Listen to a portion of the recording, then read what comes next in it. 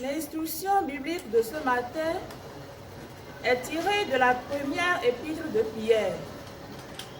1 Pierre chapitre 3, du premier verset au 6e. Taken from the first letter of Peter. 1 Peter chapter 3, from verse 1 to 6. Likewise, you wives, be submissive to your husband, so that some, though they do not obey the word, may be won without a word by the behavior of the wives, when they see your reverent and chaste behavior. Let not yours be the outward adorning with bridle of hair, decoration of gold, and the wearing of fine clothing, but let it be the hidden person of the heart with the imperishable jewel of a gentle and quiet spirit, which in God's sight is very precious. So, once the holy women who hope in God used to adorn themselves and were submissive to their husbands, as Sarah obeyed Abraham, calling him Lord. And you are now my children, if you do right, and let nothing terrify you. That was the first letter of Peter. 1 Peter chapter 3, from verse 1 to 6. May God bless his word in the name of Jesus Christ. To ojre afon we hetome.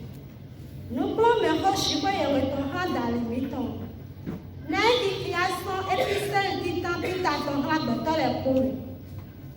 O tai to anto. Beso afwe ton titan. Do ije shiro po. Père, nous te rendons grâce.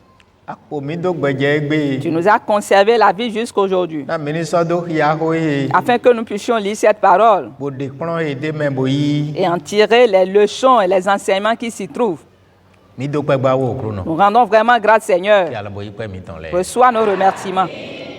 Nous venons de lire la parole par l'Esprit Saint, que nous comprenions tous, afin que nous voyions clair là-dedans. Que nous ne soyons pas de vains prédicateurs, ni de vains auditeurs, mais que nous soyons vraiment les applicants.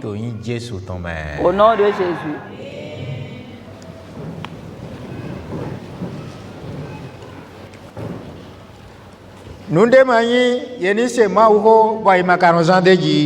Écouter la parole de Dieu et ne point la mettre en pratique n'est rien.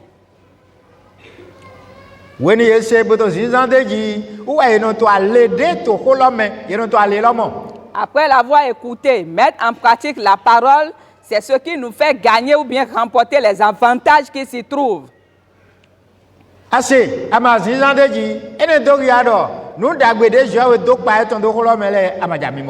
Tu écoutes la parole, mais tu ne la mets pas en pratique. C'est ce qui veut dire que les bonnes promesses que Dieu a promis là-dedans, tu n'auras aucune de ces promesses. Et puisque tu n'obtiens pas les promesses de Dieu, tu seras fatigué, lassé même de l'adoration. Et tu n'auras pas la compréhension de ce que tu adores. Pourquoi? Parce que tu ne reçois rien comme avantage. L'enseignement de Dieu que nous venons de lire ici dans ce passage, cela concerne les femmes ainsi que les hommes. L'enseignement dit, femme,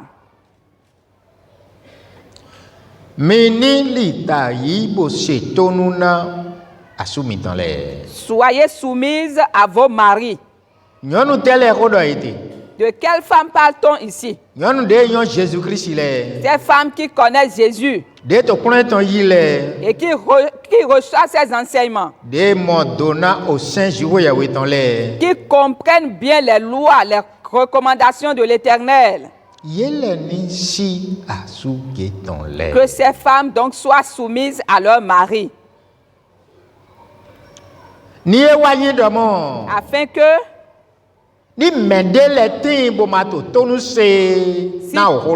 si quelques-uns n'obéissent point à la parole,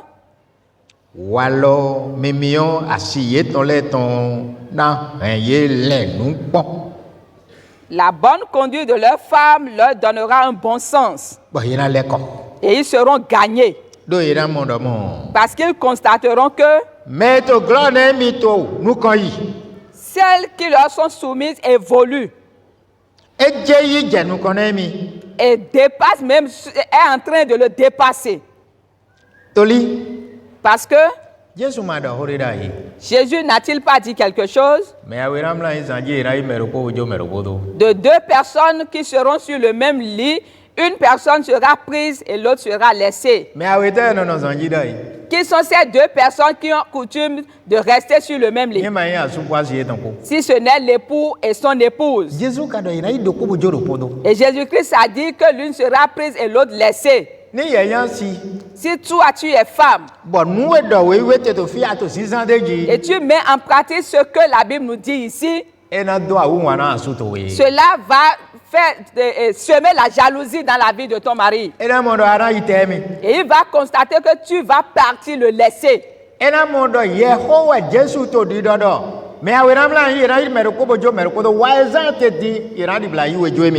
il verra que c'est de toi que Jésus est en train de parler, que de deux personnes qui seront sur le même lit, une personne sera prise et l'autre sera laissée, et que c'est toi qui seras prise à cause de ta conduite. Que Jésus-Christ combat cela pour nous. Pour que de deux personnes sur la même couche, une ne soit pas prise et que l'autre soit laissée. En ce moment, quelle vie as-tu mené?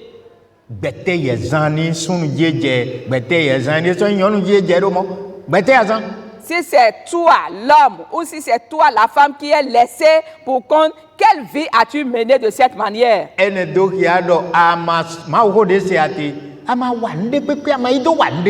c'est la preuve de ce que la parole de Dieu que tu as écoutée, tu ne l'as point appliquée.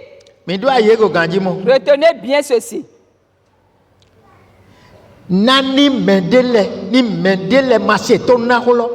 Afin que si quelques-uns n'obéissent point à la parole, et est-ce que vous reconnaissez la prière à faire ce matin? Vous allez dire à Jésus que je ne sois pas parmi les quelques-uns qui n'obéiront point à ta parole. Parce que l'apôtre dit, si quelques-uns n'obéissent point à la parole.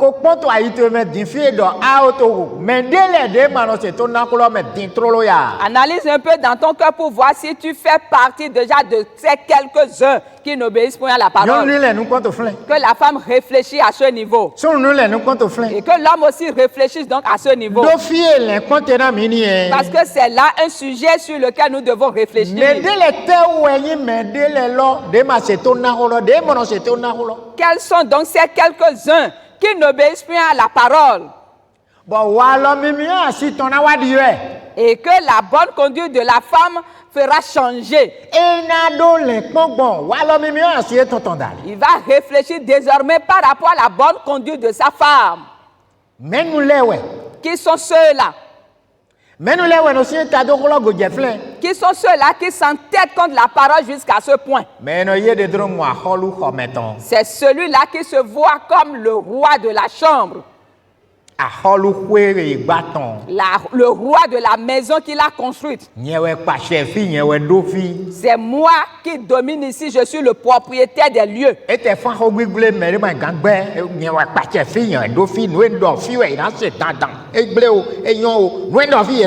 Même si ce qu'il dit n'est pas bon, même si ce qu'il dit n'est pas agréable à entendre, il dira quand même, c'est moi qui domine ici, je suis établi chef ici, et tout le monde doit être obéissant et écoutera ce que je dis. Même si ce qu'il dit n'est pas correct, alors c'est ceux qui décident de passer ça. Voilà ces quelques-uns là. Est-ce que la femme est concernée? L'homme aussi est-il concerné? Est-ce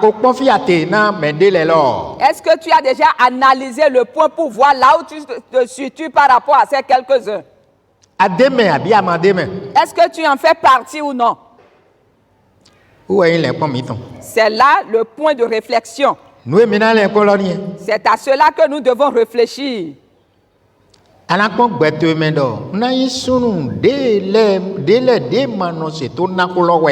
tu vas analyser ta vie pour voir si tu seras l'homme qui n'obéit pas parmi les quelques-uns qui n'obéissent pas à la parole. Et la bonne conduite de ta femme te fera changer. Et la femme aussi doit prier. Que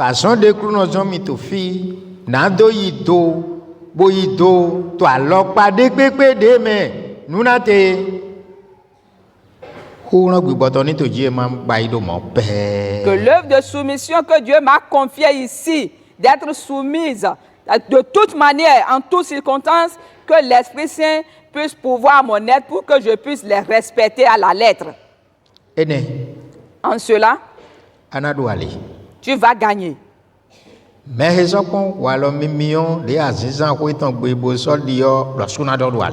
celui qui sera gagné aussi par ta bonne conduite dans la maison aussi va aussi gagner.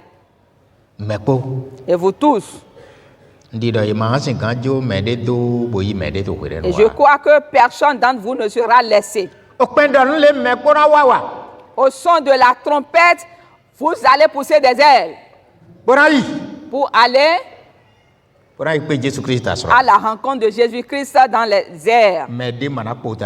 Et aucun ne sera laissé pour compte. Et si ce n'est pas le cas, et si c'est la désobéissance jusqu'au soir, tu vas dormir dans la désobéissance, dans ton orgueil, dans ton chef, en faisant le chef. Et tu ne pourras pas pousser les ailes pour aller dans les airs. Tu ne pourras pas.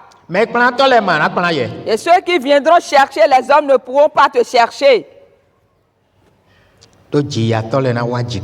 Parce que les moissonneurs viendront dans la vigne.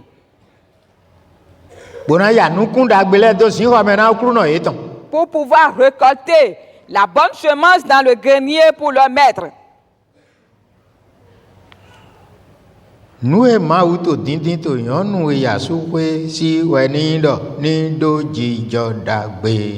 que Dieu veut de toutes les femmes qui sont mariées, c'est qu'elles aient la bonne conduite. Et que leur conduite donc fasse réfléchir donc leur mari.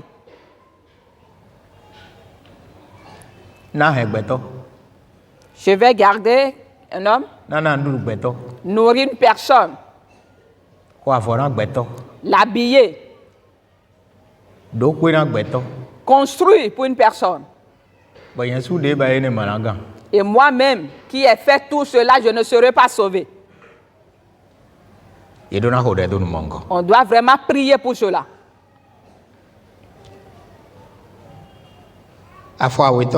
Le deuxième verset.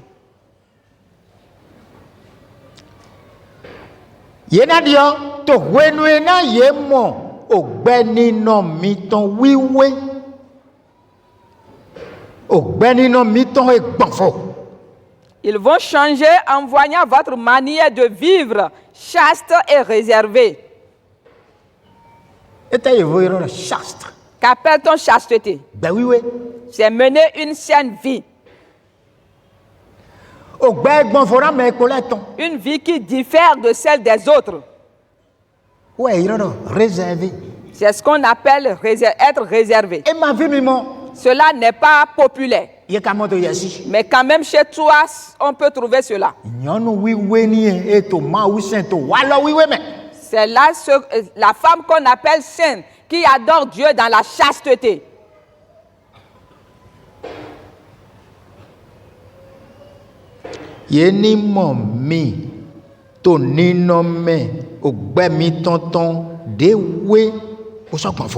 En voyant votre manière de vivre chaste et réservée. C'est ce que Dieu souhaite voir chez toutes les femmes qui sont mariées. Le troisième verset dit: votre parure, qu'elle ne consiste pas dans les cheveux tressés ou les ornements d'or,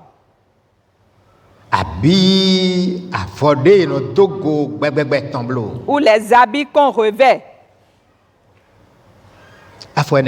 Et le quatrième verset dit: que votre parure soit intérieure. Une parure qui est cachée dans le cœur.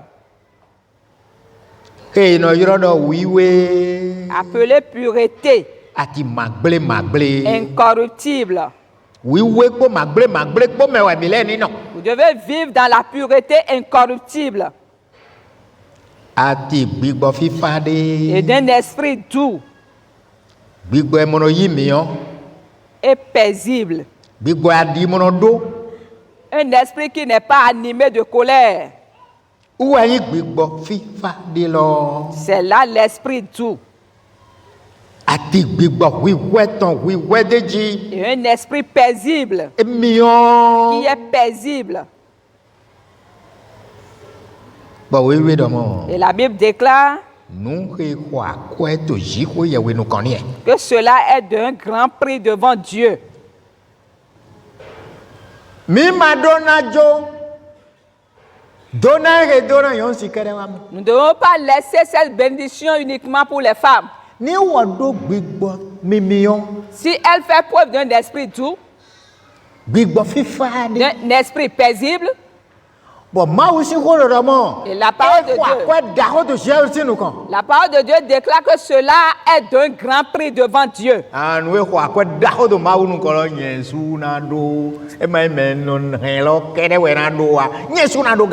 Ce qui est d'un grand prix devant Dieu, je dois aussi faire tout possible pour l'avoir. Ce n'est pas celui que j'entretiens, celui qui est sur ma tutelle, qui doit uniquement l'avoir.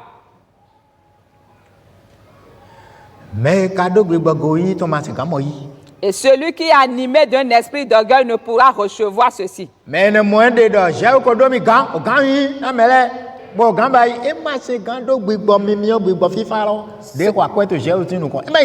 Celui qui se dit déjà que Dieu l'a déjà établi chef, que c'est lui, il ne peut jamais avoir cet esprit doux devant Dieu. Et c'est par cet esprit doux que Jésus-Christ est venu dans le monde.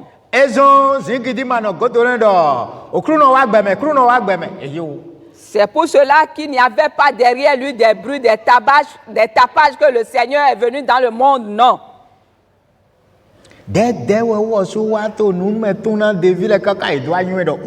C'est tout doucement qu'il expliquait les choses aux disciples jusqu'à ce qu'ils ont reconnu que c'était lui.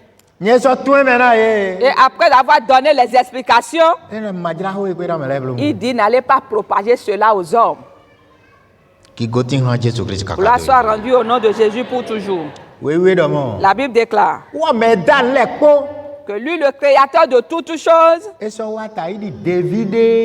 venu comme un serviteur. Un simple serviteur. Et pourtant, c'est le créateur de toutes choses à qui appartiennent toutes choses. Nous devons le ressembler. La femme doit ressembler à Jésus. L'homme aussi. Pourquoi? À cause de sa douceur, de son esprit doux et paisible. C'est ce que Dieu souhaite avoir. Et celui en qui il trouve de pareilles choses, c'est celui qui est considéré devant lui comme grand. Gloire soit rendue à Jésus pour toujours.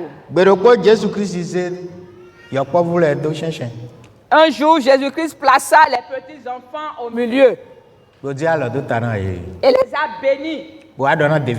Et il dit à ses disciples, voyez-vous,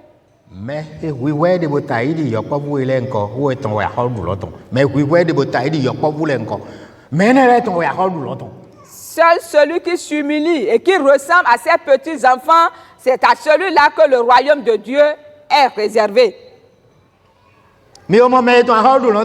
Voyez-vous celui pour qui est réservé le royaume de Dieu? Celui qui est humble, le doux,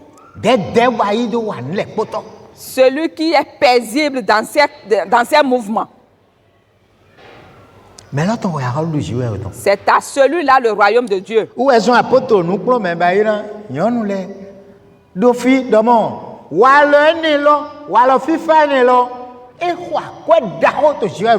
C'est pour cela l'apôtre dans ses enseignements à l'endroit des femmes dit de telle conduite, de tel caractère a un grand prix devant Dieu. Que personne n'oublie ce passage. Que tous l'apprennent par cœur.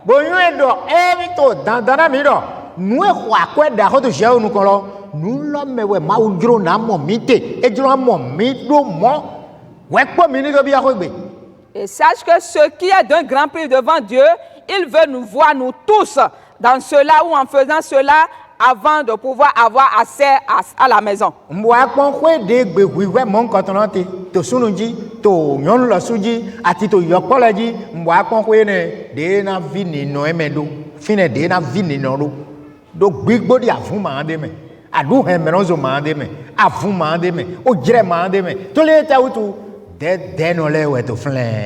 Et voyez, une maison dans laquelle se trouvent les gens qui ont un cœur doux et paisible, la manière dont la paix va régner dans cette maison, parce qu'il n'y aura pas de bruit ou quelqu'un qui mord son prochain, non, parce que tout le monde agit dans la pacificité et dans la douceur. Voyez-vous déjà l'état de cette maison? Et regardez un peu. C'est en ce même lieu que le nom de l'Éternel Dieu sera mentionné et il va exaucer les prières là.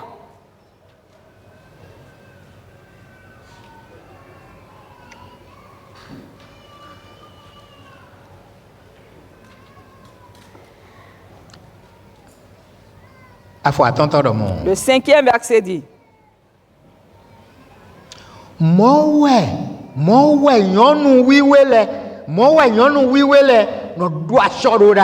Ainsi se paraient autrefois les saintes femmes qui espéraient en Dieu.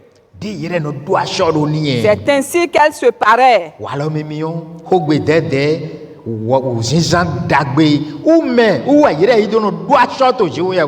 La douceur dans les propos, dans leur conduite, c'est de ces choses qu'elles se paraient devant Dieu. Acho enyonu wiwe da ile no do enyonu din ton le ni do to krishime. Ene minano ten do polo me ko enyonu wiwe ko ton le ko. Et que les femmes actuelles se parent de la même parure que se paraient les femmes d'autrefois. Ainsi, vous allez vivre en un même lieu qu'elles. Do mila suto to di do me to jeu me din ai. Parce que nous aussi, ne sommes-nous pas en espérant devant Dieu Donc nous mi ton a jete wa sanga. que notre Seigneur reviendra des cieux. Nous to lalo di mele ko nu kume bokana nu goto ajiji me din troro. Ce qui paraît faux devant les hommes et qui sera subi tout à l'heure.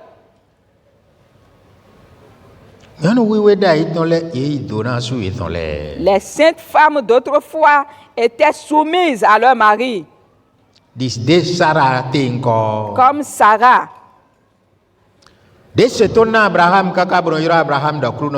Qui obéissait à Abraham, son mari, et l'appelait son Seigneur. Et si vous avez ces comportements, alors vous êtes d'elles ses filles. Combien de filles de Sarah avons-nous ici?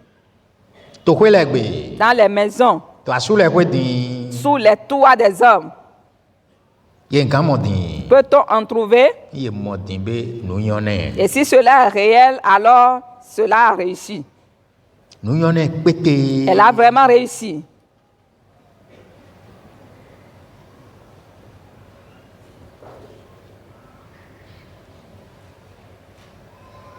Le 6e verset dit: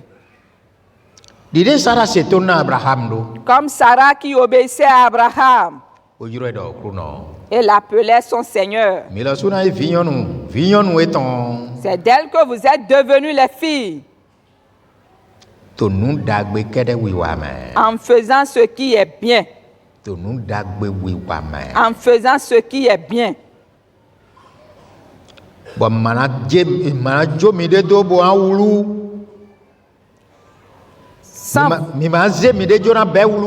Sans vous laisser troubler par aucune crainte.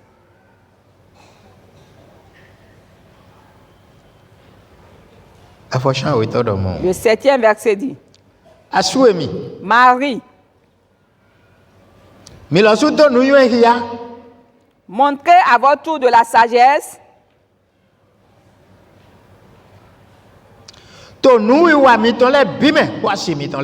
dans vos rapports avec vos femmes. Où est-ce que l'homme va trouver la sagesse s'il ne s'instruit pas dans la loi de l'Éternel? C'est dans la loi de l'Éternel que se trouve la sagesse pour l'homme. Si tu n'agis pas suivant la loi de l'Éternel, on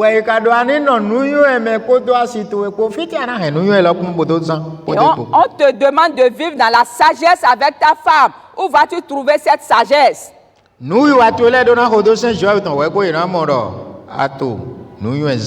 Ta conduite doit suivre, respecter la loi de l'Éternel avant qu'on ne constate que tu fais preuve ou usage de sagesse. Dans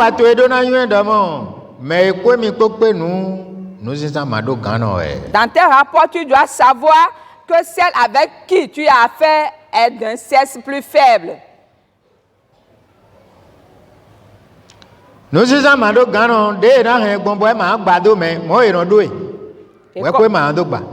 Comment conserver un outil faible pour ne pas perdre cela? C'est de cette manière qu'on cherche à la garder.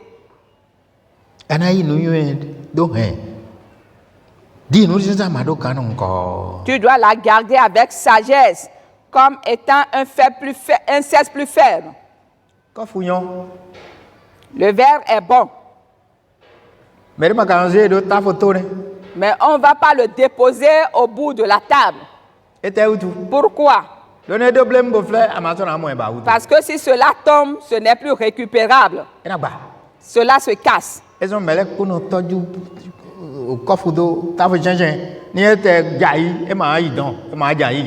C'est pour cela qu'on prend soin et on met le verre au milieu de la table, même si cela tombait, cela ne va pas se casser. Apôtre Lodo, asuni yuendo, nous sommes mado gano pomi ko ekpenu. Boyi nous yuendo hein, di nous sommes mado gano. L'apôtre dit que le mari doit savoir que celui avec qui il a affaire est d'un sexe plus faible. Et il doit faire usage dans ses rapports à son endroit avec de la sagesse. Il doit l'honorer.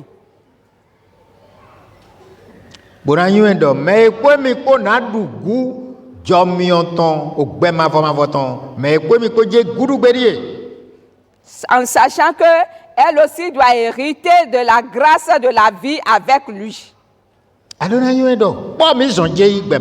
Tu dois savoir que c'est ensemble que vous irez dans la vie éternelle.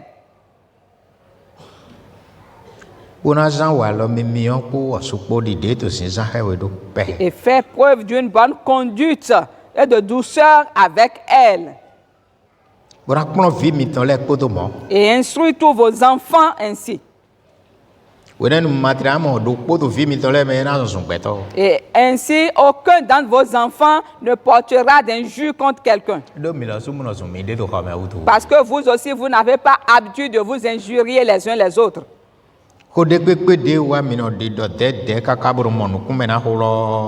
Quelle que soit la situation, vous arrivez à trancher cela dans la douceur.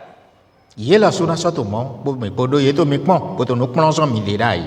aussi hériteront cela parce qu'ils étaient à vos pieds et ils s'instruisaient à vos pieds. Et nous devons garder une parole là. L'apôtre dit qu'il en soit ainsi, afin que rien ne vienne faire obstacle à vos prières. Donc les choses font obstacle aux prières des gens. Jusqu'à maintenant. L'apôtre dit qu'il en soit ainsi. Tu dois reconnaître qu'elle veut hériter la vie éternelle avec toi. Et tu dois la garder comme Dieu le dit. Qu'il en soit ainsi. Afin que rien ne vienne à faire quoi? Obstacle à vos prières. Et vous avez tous entendu. Cela a pénétré les oreilles de tous. Il en soit ainsi afin que rien ne vienne faire obstacle à vos prières. Et vous allez reconnaître que la mésentente peut faire obstacle à la prière. La colère aussi peut faire obstacle à la prière. Et la duplicité de cœur aussi peut en faire obstacle. C'est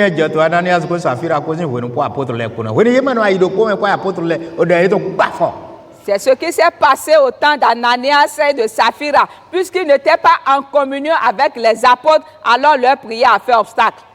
C'est pour cela qu'ils ont subi la mort subite. Une mort que le chrétien ne peut pas subir. Pourquoi? Dieu n'a plus agréé leurs œuvres. Parce qu'ils étaient animés de mauvaises pensées. Et la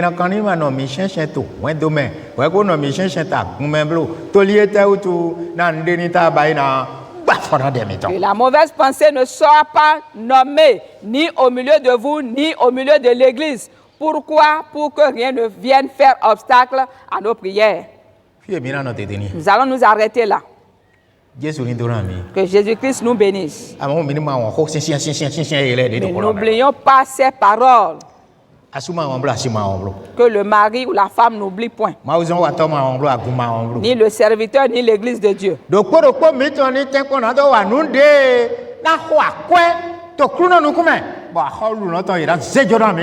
chacun de nous fasse tout pour pouvoir faire les choses qui seront d'un grand prix devant Dieu pour que le royaume de Dieu nous soit accordé. Jésus-Christ nous bénira.